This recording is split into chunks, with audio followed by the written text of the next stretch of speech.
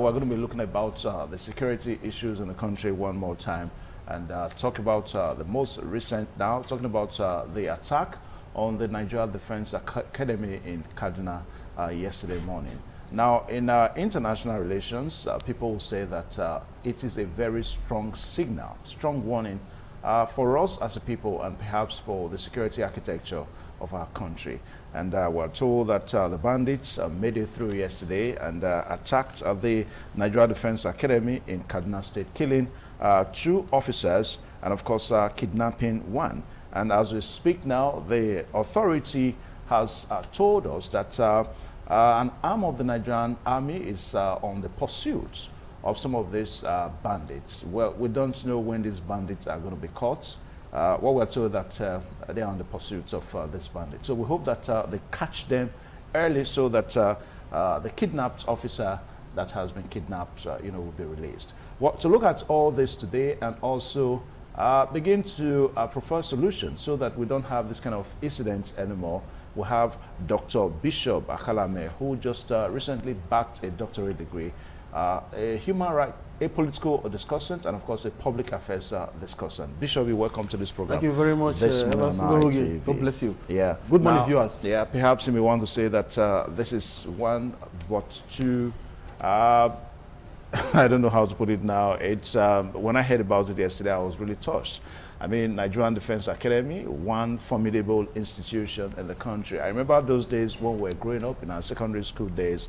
It was one place we all look up to when we really had the mind to join the military. Now, for such an institution to be attacked by bandits, what does it really portend for our security as a nation? Thank you. What has happened in the Nigerian Defense Academy, it is unprecedented. And I can tell you that it shows clearly that all of us in this country, we are not safe. Nigerians are not safe. And I just hope that we are not going the way of Afghanistan. So because every one of us are always saying that we need protection, we need security for the army, we need security for the police. And now we discover that even the people we need security from, they are not secure. They can't even protect themselves. What does that have to say after that? What is happening in Nigeria today is something that calls for worry. Many of us are no longer sleeping. When that thing happened, we are no longer sleeping. We now think, what is happening? If these people can invade the Nigeria Defense Academy, that means to invade the Aso Rock, very easy. And once they invade the Aso Rock, that means we have gone the way of Afghanistan. I am praying that it will not end that way. What has happened? If you go to the last time I traveled to that region, to that area, the Zaria area, from Zaria to the Nigeria Defense Academy is less than 30 minutes drive. And I can tell you that that academy is situated and built on a mountaintop. And I can tell you that there are no neighbors surrounding that academy. Another thing again, I have discovered that there are regular checkpoints into the academy. Now the question is this: how come a strangers will just invade the academy without the security or checkpoint noticing? Even when they say they put on the military uniform, that is not even an excuse at all. Evans Unohugi, you are putting on a suit here now as a journalist. Even though I decide to disguise like you and dress like you, people will say no, that I'm not Evans Unohugi. How will you be on a checkpoint and bandits put on the military uniform? Who gave them the military uniform in the first case? And they invaded. They beat the checkpoint. And let me tell you something. There is no way you can access the academy without being noticed. Because the academy is situated on a mountaintop. And there is this tower where you have military that have to look around what is going on in the surrounding. There is a CCTV camera. Yes, on the academy. Let's not just go there yet. Let's not just go there. Let's talk about what we can see now with our optical eyes. That there are military and the tower that can view what is happening around the academy. These people could not see that there are strangers invading the academy, it does not just end there. When they came, even when they disguised, they have gained a trust into the academy. They killed 2. They didn't hear gunshot. They kidnapped 1. Even okay, now they disguised. They enter as military officers. Now when they got in there, then they begin to operate. They killed 2. They noticed gunshot. As you are here now presenting this program, if you heard a gunshot at the gate now, you will know. There will be pandemonium around. 2 people were killed, and 1 was killed. They were so comfortable. They kidnapped another 1. And from the express to the academy, it's about 5 minutes, a kilometer. They couldn't stop these people. They were not able to apprehend them. Evans, what this showed to us, as you have asked, is that Nigeria is not safe. Okay, now what is also disturbing is that we are beginning to have conflicting reports now. Yesterday I read that some of the security men that are supposed to man the gates, that is slept off. That's, you talked about the CCTV camera. That some of the security men at the gates that were supposed to watch the CCTV camera, that is slept off.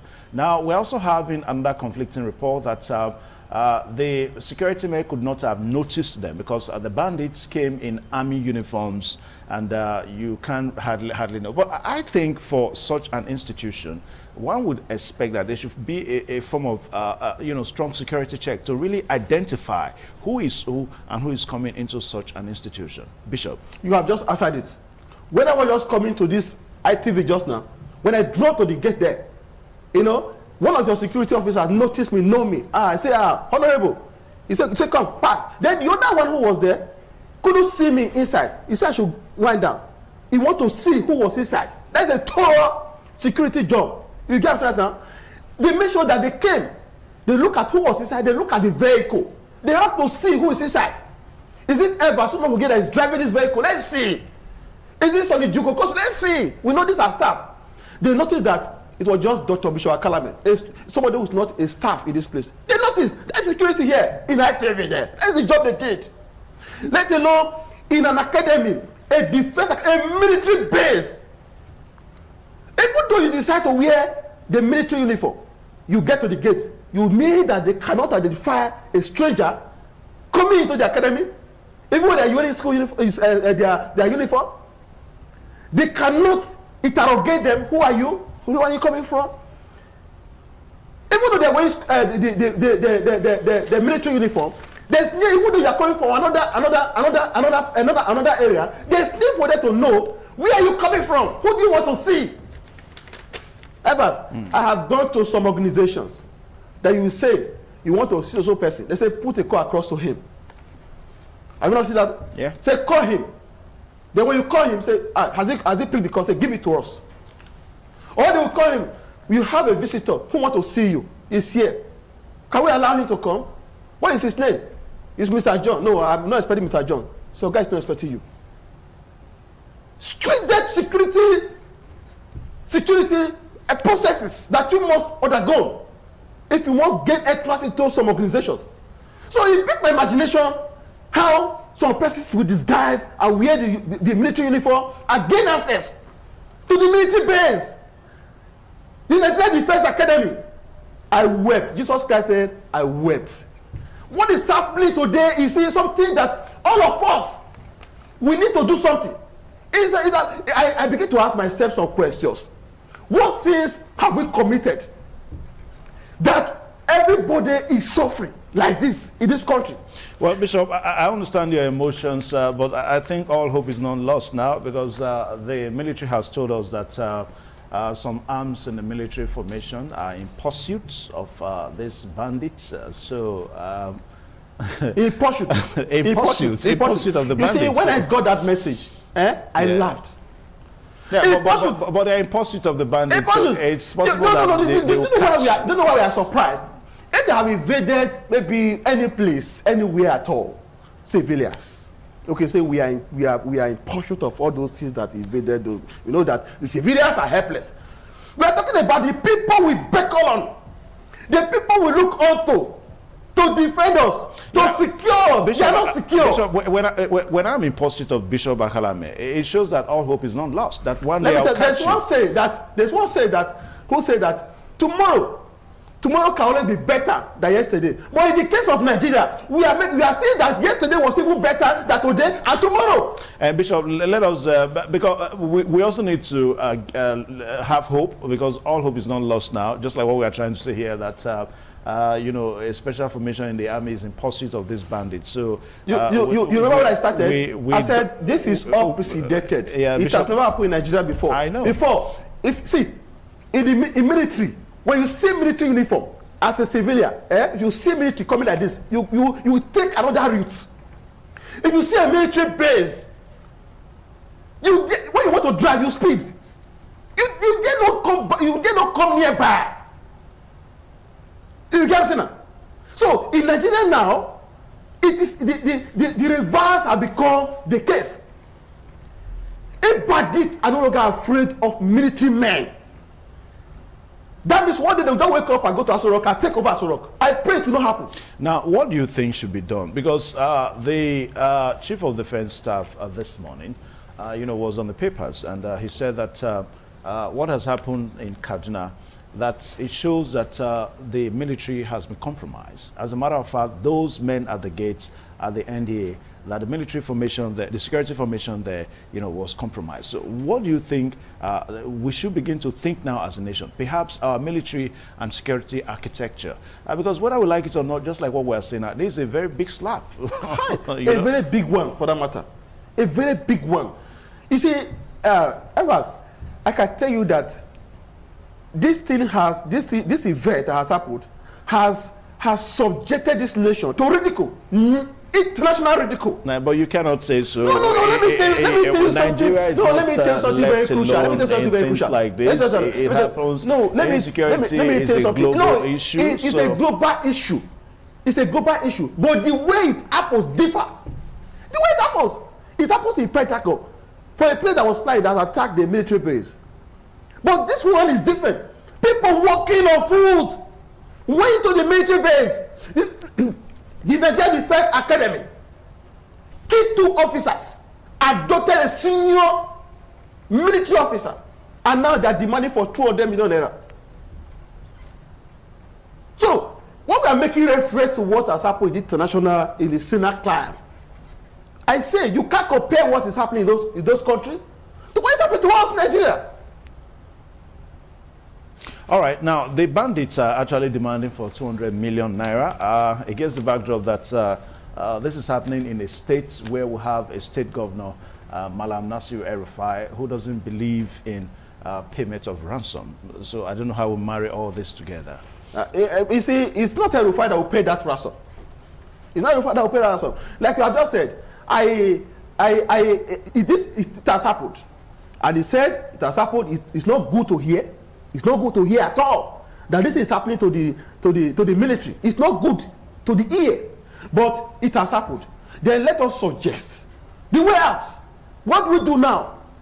We are incapacitated. What do we do? What we need to do now is what the military needs to do is to call for investigation, thorough investigation. They have to find out what played out, what happened.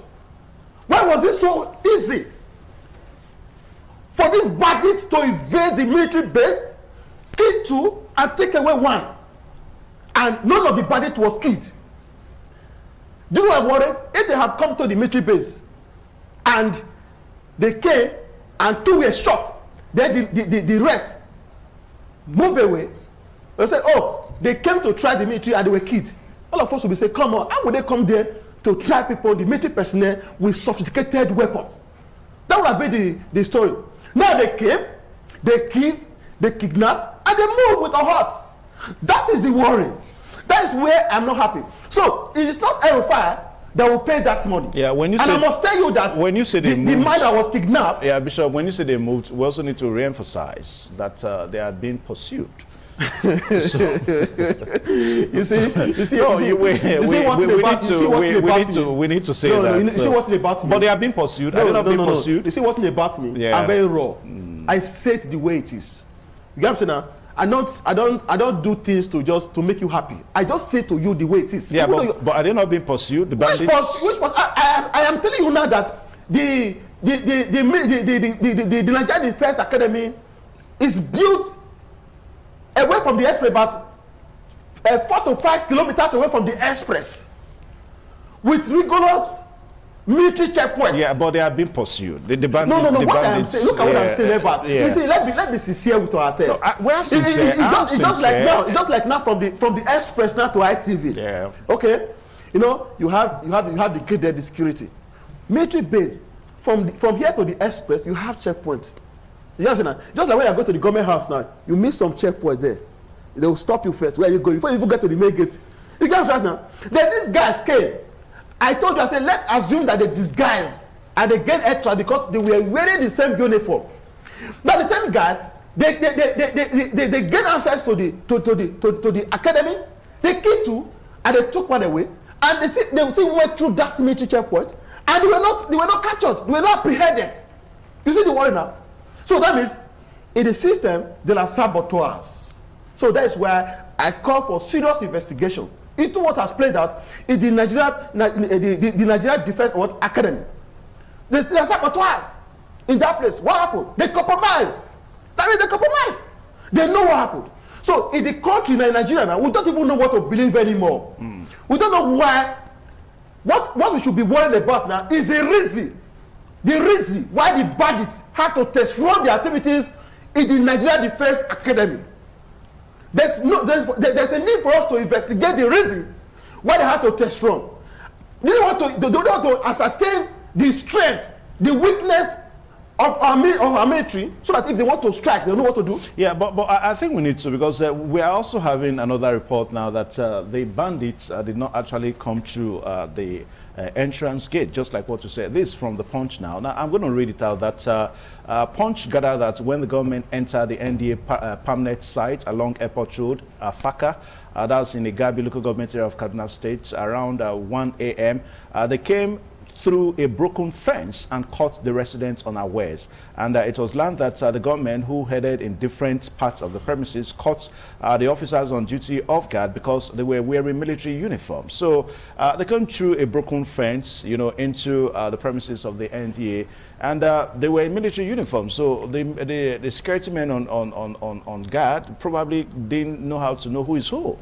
No. That is where the work will be more easier. Yeah, this. The work will be more easier. Now, see, in a very test country with security challenges, the military will have known that even though they have a broken fence, number one, that was even wrong for them to have a broken fence. That fence will have been built a long time ago, because right now this country is not secure. So we don't need to even give room to all those who have broken fence. How much does it take to build a fence that they even have a broken fence in the first case? Okay, let's assume that they have the broken fence. And they have a tour where you have about two military personnel that nobody look around what is going on within the surrounding of the Defense Academy. And then they couldn't see some military men, some bandits or military uniform taking an illegal route. That is, as far as I'm concerned, that is an illegal route to have access to the Nigerian Defense Academy. That would have made the work even easy for them. They couldn't find out what happened. These guys were not apprehended. Even taking the illegal route. So you can see sabotage. Yeah.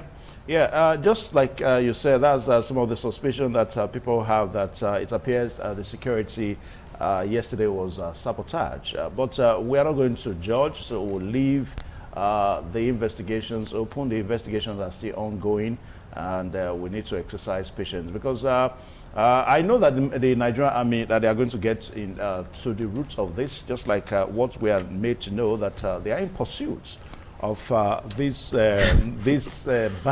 They are in pursuit of the bandits. So in no distant time, you know, they're going to catch them. But Bishop, yes, let us look at it in another way around, because do you think the military is overwhelmed?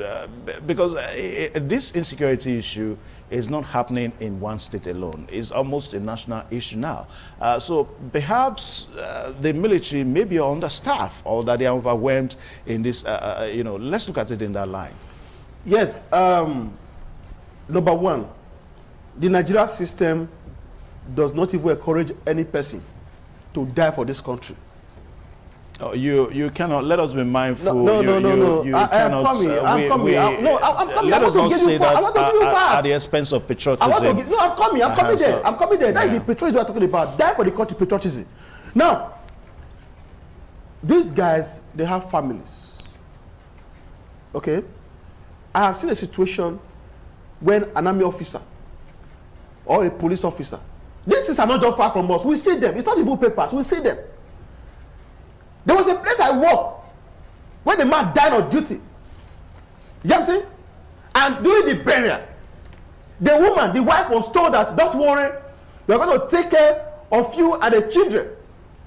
Do you know that after this man was buried, the wife and the children were coming to the office every now and then, even to the point that their needs were never attended to. Why? Because the man who was working with us is late, so he's no longer with us. So there's no need. It's history. So these police officers are the military men that you see today. If actually at the end of the day, maybe when they die, and what the government need to do, they are already doing it. I believe that everybody we are seeing today, all of them you are seeing today, will have to be patriotic and die for it. Even now, some of them even die for this country. What are they doing for them? Number two, you happen to drive around when you are traveling, you see the kind of weapon our military officers are holding. Weapons that have depreciated, that cannot even withstand the kind of weapon that these bandits use in this country. You are not in the military. You are not even part of the bandits. I just told you so. I said, when you drive, you have military checkpoints. Look at the kind of weapon they have. A military man will not buy weapon for himself. It has to be the duty and responsibility of the government. Now we hear about a budget coming to the military, into the military. You see that this money, when it's released, so persons share it among their cronies, and the corruption will not allow them to do the needful. Do they have weapons? We'll be talking about Sabisa Forest for so many years. Do we have military helicopter that can move around and see what is happening? Most times we say people were kidnapped. They are in this forest. The police officers will track inside the forest to find out what is happening there. By virtue of doing that, many of them have been killed, caught unaware by these kidnappers. Now, if they have a helicopter that move around the forest, they should be able to identify the spot. Now, you cannot say whether the military does not have helicopters. You cannot say so. No, I'm not saying. Listen to me. Maybe you are trying to look at what I'm trying to say that what they have to fight this battle is a battle. It's not enough. That's from your point of view. My point of view, it's not enough. And their welfare should be well taken care of. When a man is motivated, a man will be ready to go beyond limits. All right, Bishop, that's all time will permit us to take now because of some other things that we need to do here. Now, we're told that the officers who were killed by these bandits, Lieutenant Commander Wola, a flight lieutenant commander, and of course, we also have Okoronkwo, why one Major Datong was said to be missing, and also another officer, Ona, was injured. So altogether, we have about 4 military men, you know. Missing. And that's, some persons say that those are only official reports, that there may be more to that. We'll leave that to side talk here and there. But one thing we must take from this whole discussion today is that the army, Nigerian army, the army authority has told us that, look, all hope is not lost now because these bandits are being pursued. So we hope that the army catch them in good times so that Nigerians can really have respite and know that there's security in the country. Well, Bishop, thank you so much. Dr. Bishop, thank you so much for finding time to come on the program. Now, up next, we're going to be looking at the COVID-19 situation in the states. We understand that states in the country are already, you know, setting up, vaccination as a prerequisite for public life. The feasibility of this is what we're going to be looking at today on that segment. Please stay tuned.